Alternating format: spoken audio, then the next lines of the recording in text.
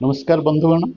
आज अक्षय तृतीय ठू आरंभ हला अनुकूल हला रथ निर्माण कार्य लागिला पुरी रे रथयात्रा लीला यही निकट रे वर्तमान आमे देखिबा किबळी भाबरे महाप्रभुंकर लीला ये जो अक्षय तृतीय रु आरंभ हला अक्षय तृतीया माने भगवान जो अक्षय पड़िबो से तीनोटी काठ को आमे आनी एवं ताकू अनुकूल करा जायछि।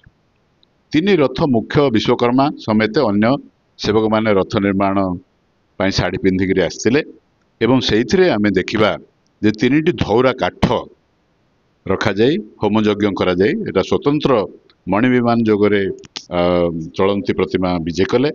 चलंती प्रतिमा किए ना एमाने होउछन मदन मोहन श्रीदेवी भूदेवी एवं मणि विमान रे जाकी चाप खेलिबा को गले एवं सेथिरु गला बेले से अपेक्षा करथिले एवं देखिले जे रथ काठ आडू टिके रामकृष्ण पालिंक रे बसी पंच महादेव जमेश्वर महादेव लोकनाथ महादेव कपिल मोचन महादेव मार्कंडेश्वर महादेव और श्री नीलकंठ रथखला रे निकट रे जायगिरी से अनुकूल कार्य परिदर्शन करथिले एवं से निजे रहिबे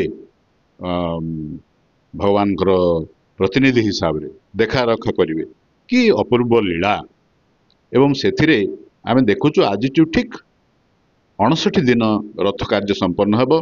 तापरे प्रभु गुंडीचा यात्रा रे बाहरिबे 27 जून रे रथ रे विजय करिवे एवं गुंडीचा यात्रा करिवे। ये होची एक अनोखा पर्व। ये आमे समस्ते मने रखिबा दरकार। आमर परंपरा आमर जगन्नाथ जय।